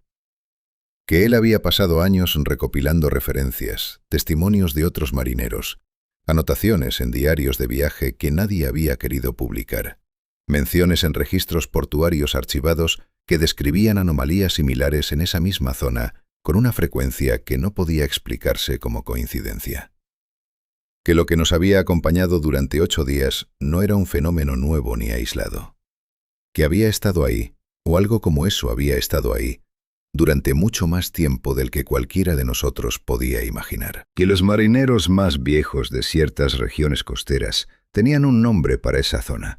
No un nombre oficial, un nombre de uso privado entre hombres que se habían cruzado con algo en esas aguas y que habían sobrevivido para contárselo a alguien de confianza. El nombre no importa. Lo que importa es que existía, que alguien había sentido la necesidad de nombrarlo, y que los nombres se habían ido pasando de generación en generación con la misma discreción con que se pasan las cosas que no conviene decir en voz alta. Peña me contaba también que había algo específico en los testimonios más antiguos que los diferenciaba de los más recientes.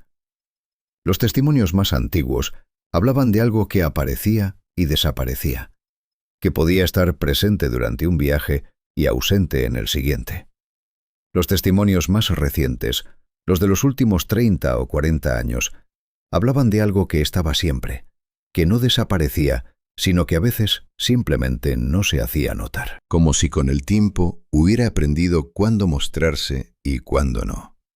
Y esa diferencia, escribía Peña con una caligrafía que en ese punto se volvía levemente más apretada, era la que más le preocupaba. Porque los animales aprenden, y lo que aprende a mostrarse solo cuando quiere es algo que ha entendido que tiene la opción de elegir. La última parte de la carta era más corta. Peña me decía que había decidido jubilarse de la navegación, que tenía suficientes años de servicio para hacerlo sin pérdida significativa y que iba a instalarse en una ciudad del interior, lejos de cualquier costa. Me decía que si yo quería seguir en el mar, que lo hiciera, que esa era mi decisión y que él no estaba en posición de decirle a nadie cómo vivir su vida. Pero que si alguna vez, en algún momento, me viera tentado de aceptar una ruta que cruzara esa franja específica de océano, que lo pensara 2 veces. Que lo pensara con el recuerdo de los 8 días que habíamos vivido juntos y con el recuerdo de Rodrigo Castellanos, que tenía 22 años y una silla vacía en el comedor. La carta terminaba con su nombre firmado y nada más. Sin despedida, sin buenos deseos, sin ninguna de esas fórmulas de cierre que la gente usa cuando no sabe cómo terminar algo. Solo su nombre, como si eso fuera suficiente. Y lo era. Dormí esa noche mejor que todas las anteriores desde que habíamos bajado del barco. No sé bien por qué. Quizás porque la carta de Peña, con todo lo que contenía y que no era reconfortante en ningún sentido convencional, me había dado algo que los días anteriores no habían tenido: contexto.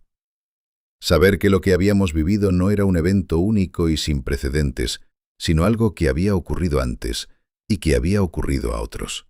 Que había sobrevivientes de viajes similares que habían seguido viviendo y trabajando y tomando decisiones. Eso tenía un efecto estabilizador que no esperaba. El miedo sin contexto es el más difícil de manejar. El miedo con contexto, aunque el contexto sea oscuro, al menos tiene una forma reconocible. Me fui de esa ciudad 2 días después, en autobús porque no había necesidad de cruzar ningún agua para llegar a donde iba, con el cuaderno y la carta de Peña en el bolso y el contrato nuevo en el bolsillo. El viaje en autobús duró horas por carretera y yo pasé la mayor parte del tiempo mirando por la ventana el paisaje que cambiaba.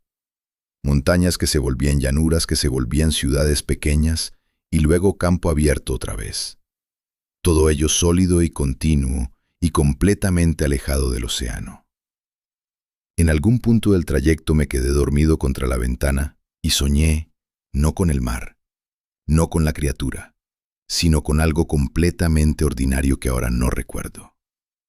Cuando me desperté, con la cara apoyada en el vidrio frío de la ventana y el sol de la tarde pegando de lado, tardé unos segundos en recordar dónde estaba y lo que acababa de quedar atrás. Esos segundos, antes de que la memoria volviera, fueron los más tranquilos que había tenido en semanas. Los meses que siguieron fueron de adaptación, que es una palabra suave para lo que en realidad es aprender a vivir con algo que no tiene solución, solo acomodo. Empecé el trabajo de cabotaje, rutas costeras, siempre con tierra visible, siempre con fondo mapeado. El trabajo era menos exigente que las rutas oceánicas y pagaba algo menos, lo cual era un intercambio que yo había hecho de manera completamente consciente y que no me generó ni un momento de duda. Mis nuevos compañeros eran diferentes a los del Águila del Sur, más relajados, más dados a la conversación, con esa ligereza de los marineros que nunca han estado lejos de la costa el tiempo suficiente para que el océano deje de ser familiar. Los escuchaba hablar del mar con una familiaridad que yo ya no tenía y que sabía que no iba a recuperar. Y eso no me dolía exactamente. Era simplemente una distancia que existía entre ellos y yo. Una distancia que no se podía cruzar con palabras porque requería haber visto algo que ellos no habían visto. Hubo una tarde, unos 3 meses después del viaje, en que estábamos en un puerto pequeño esperando carga y 2 de los marineros propusieron ir a una zona de playa cercana a pasar la tarde. Fui. Era la primera vez desde el Águila del Sur que me encontraba frente al mar abierto sin la estructura del barco de por medio. Me quedé en la orilla con los zapatos puestos, mientras los otros se metían al agua, mirando el horizonte donde el mar se perdía en ese azul que de lejos parece invitante y que yo sabía que no era solo agua, sino también otra cosa. Algo que tenía su propio tiempo y sus propias reglas, y que existía completamente al margen de lo que cualquiera de nosotros pudiera pensar o querer o temer. Me quedé ahí parado durante un rato. El horizonte era completamente limpio, sin nada visible, sin ninguna señal de nada. Solo agua. Pero la miré con los ojos de alguien que sabe lo que puede haber debajo de esa superficie tranquila, y eso cambia completamente la manera de mirar. Después me di la vuelta y fui a sentarme en la arena dando la espalda al mar, con la vista hacia el interior, hacia los árboles y las casas, y la carretera que llevaba de vuelta a la ciudad. Y en ese gesto reconocí algo que no había entendido del todo hasta ese momento. El hábito que tenía Peña de pararse siempre con la espalda al océano, lo que yo había interpretado como una rareza de carácter, era simplemente lo que queda cuando alguien ha visto suficiente. No miedo, solo la elección tranquila y permanente de no seguir mirando algo que ya sabes que está ahí. La mujer con la que compartí mi vida durante 34 años supo lo que me había pasado antes de que yo le dijera una sola palabra al respecto.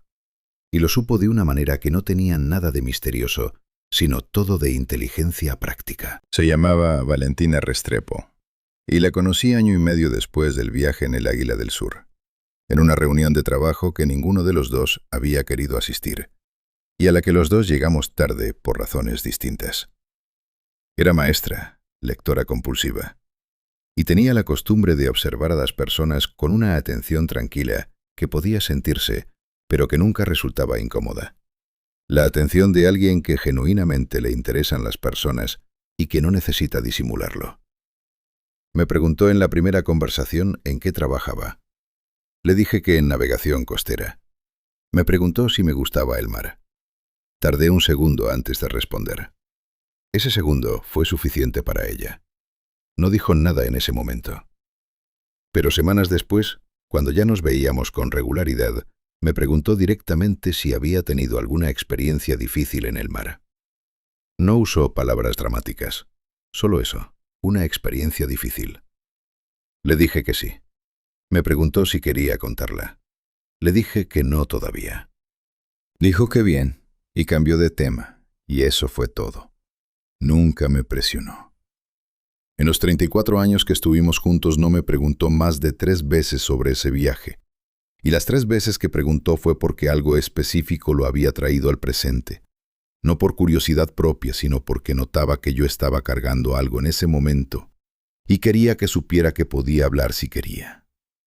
Lo que sí notó, y lo que le fue dejando claro con el tiempo la forma general de lo que había pasado, fueron los hábitos.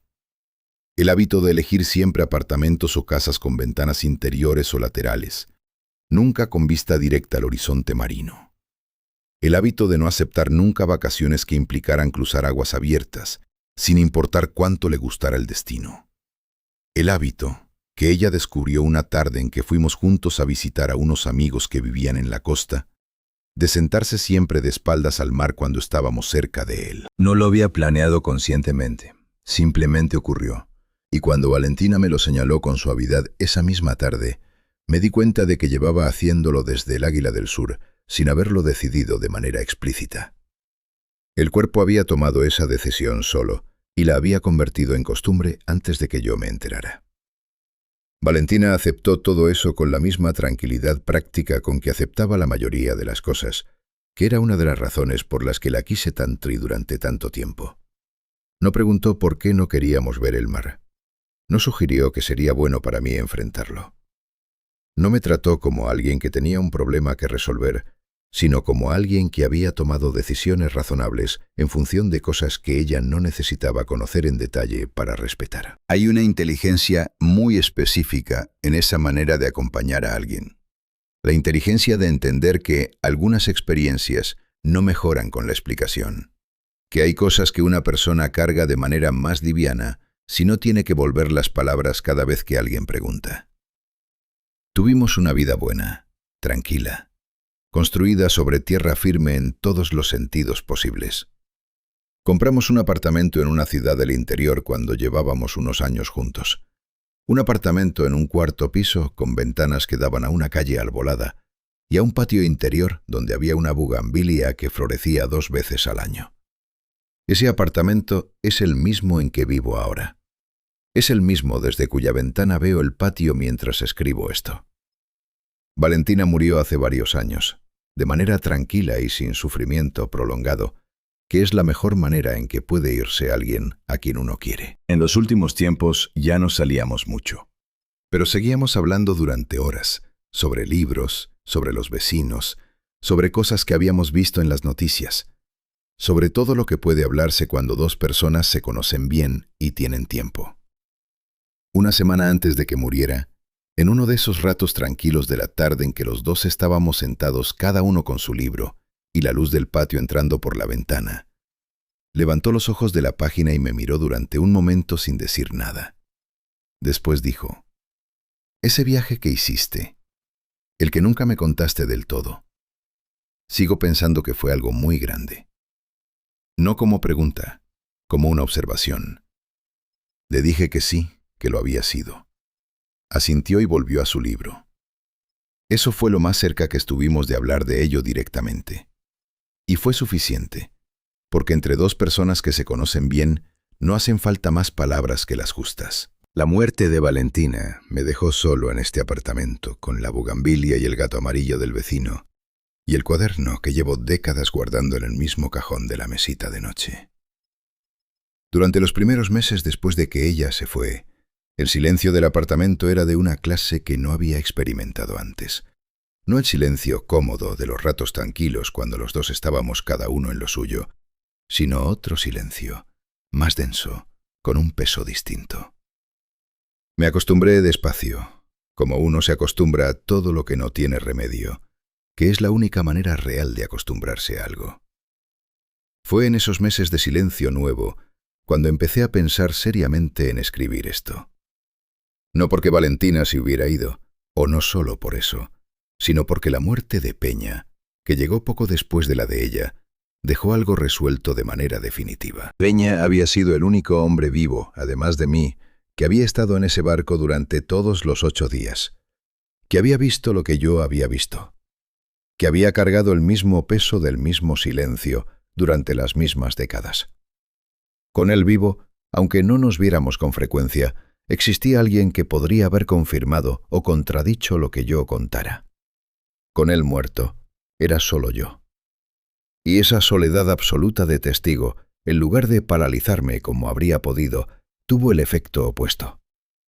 Sentí que ya no había razón para seguir callando, que el silencio que había mantenido todos esos años había tenido su función, que era proteger a personas que ya no necesitaban protección porque ya no estaban, y que ahora lo único que quedaba era lo que yo sabía, lo que había anotado en ese cuaderno, y la decisión de si iba a dejarlo ahí o iba a sacarlo a la luz antes de que yo también me fuera y todo se perdiera con mi memoria.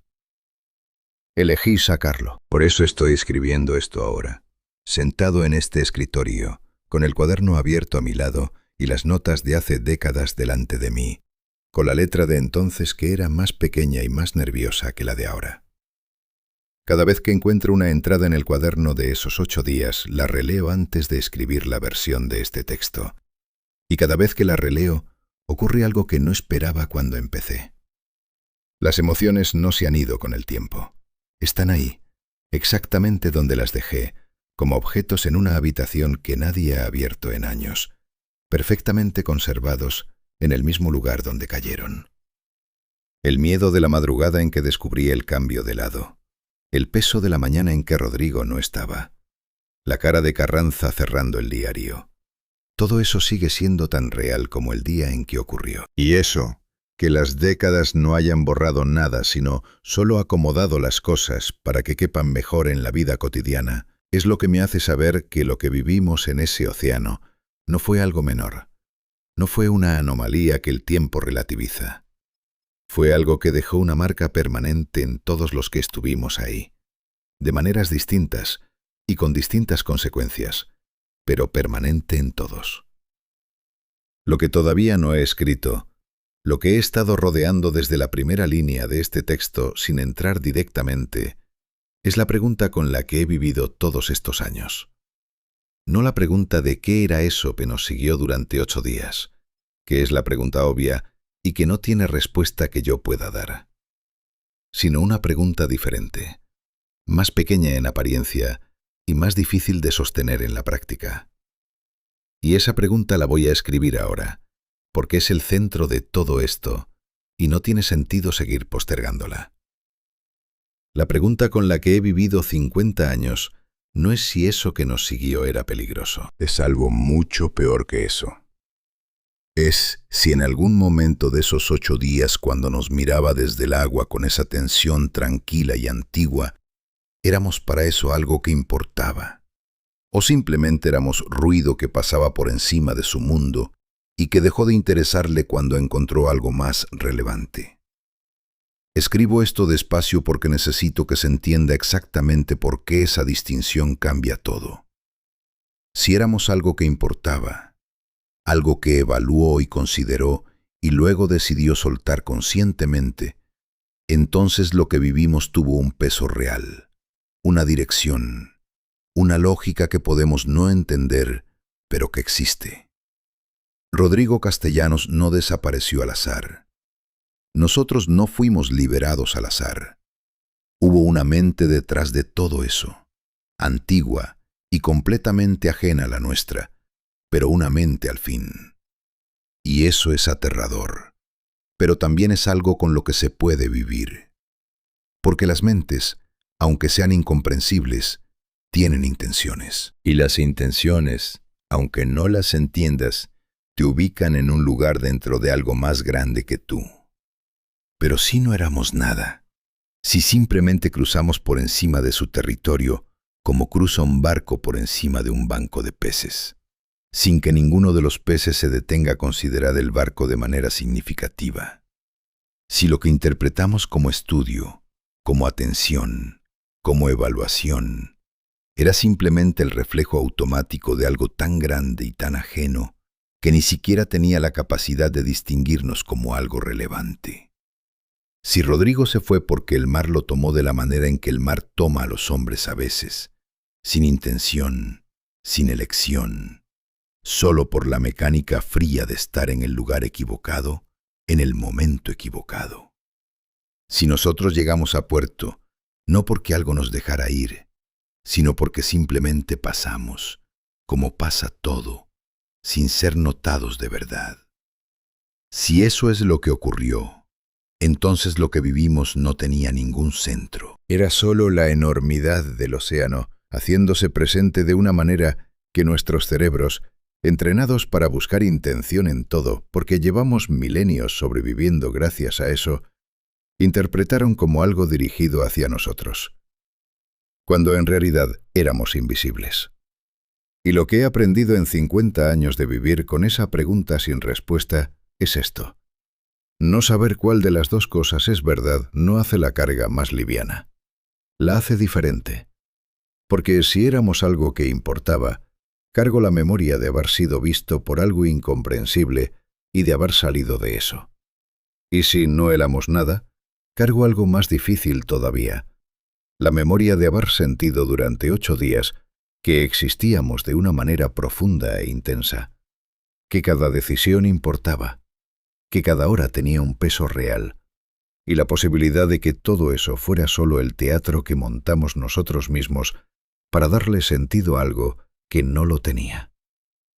He pensado en Rodrigo muchas veces a lo largo de los años. En su cara esa tarde en la cubierta de popa cuando dijo que lo que más le asustaba no era que la criatura hiciera algo, sino que todavía no había decidido.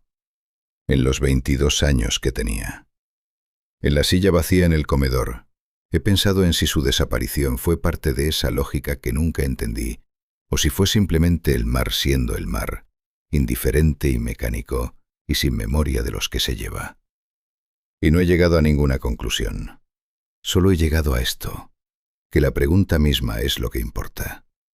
Que haberme hecho esa pregunta durante 50 años, haberla cargado con seriedad, haberme negado a resolverla con una respuesta fácil en ninguna dirección, es la única manera honesta de haber sobrevivido a esos 8 días.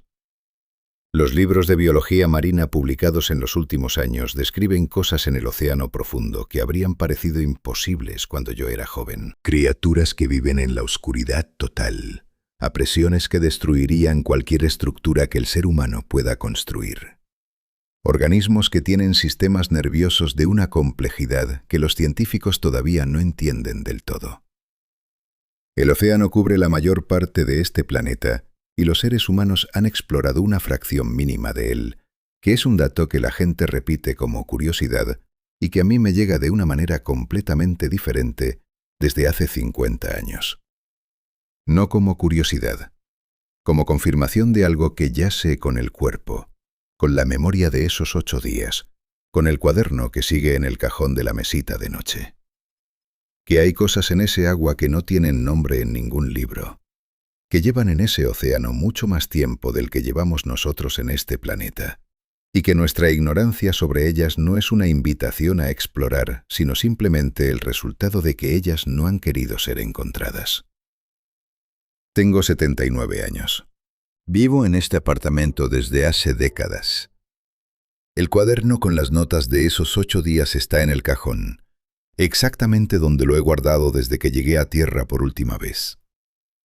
La carta de Peña está dentro del cuaderno, doblada en 3, con la letra que se apretaba hacia el final cuando escribía lo que más le costaba escribir. El gato amarillo del vecino está en el borde del muro del patio, durmiendo con esa indiferencia perfecta que tienen los gatos. La bugambilia está floreciendo por segunda vez este año. Esto que acabo de escribir son las únicas palabras públicas que he dicho sobre lo que pasó en el Águila del Sur en todos estos años.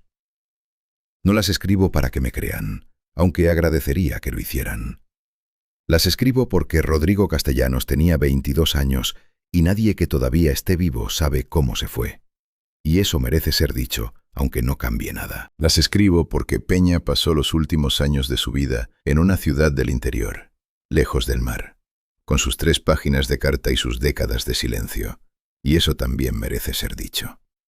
Las escribo porque Carranza me dijo 4 palabras al despedirse, y yo las he cargado todos estos años como el único reconocimiento posible de algo que no tenía otro lenguaje, y eso también merece existir en algún lugar fuera de mi cabeza.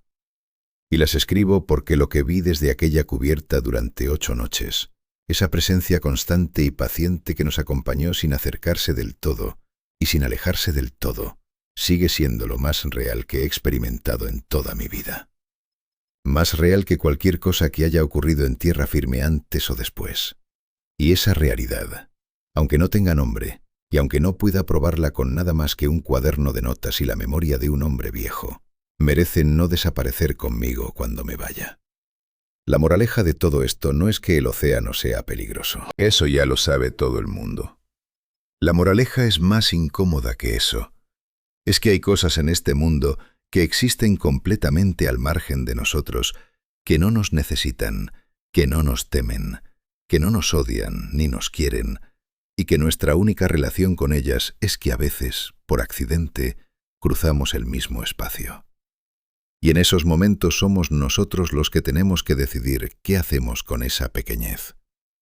Si la negamos, si la enfrentamos, si aprendemos a vivir con ella. Yo elegí vivir con ella. Desde tierra firme, con las ventanas al patio interior, con el cuaderno en el cajón. Cada uno elige como puede.